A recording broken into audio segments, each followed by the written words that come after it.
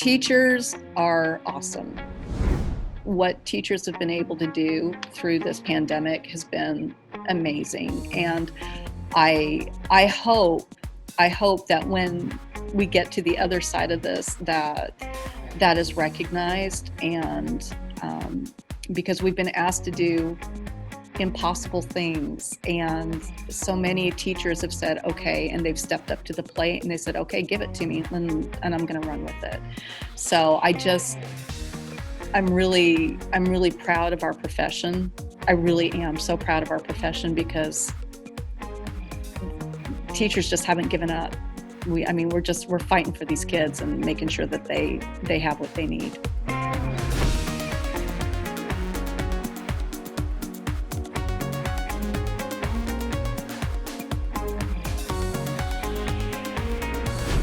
You've probably heard that now is the time to focus on self-care. But that can be easier said than done. Today we're focusing on self-compassion.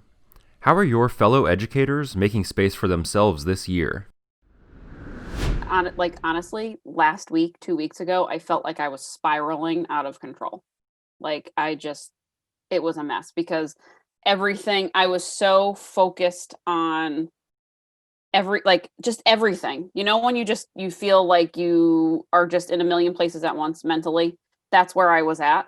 And I just had to say to myself, okay, Gianna, back to basics now. I guess you get so wrapped up in doing everything for everybody else. And there's that clear line, that delineation is not there anymore.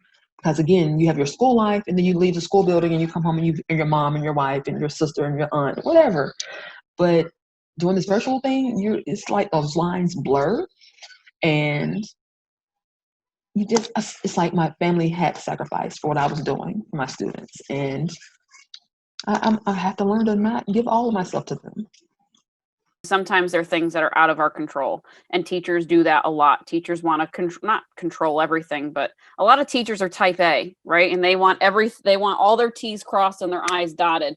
And we all I have to give myself grace. Everybody has to give themselves grace. I also noticed that I'm laughing far less than I normally do. And I try to be a joyful person. And that's something that I didn't realize I missed so much until my colleague and I just had a moment of belly laughs in the office last week. And she said that she realized how much she missed it as well.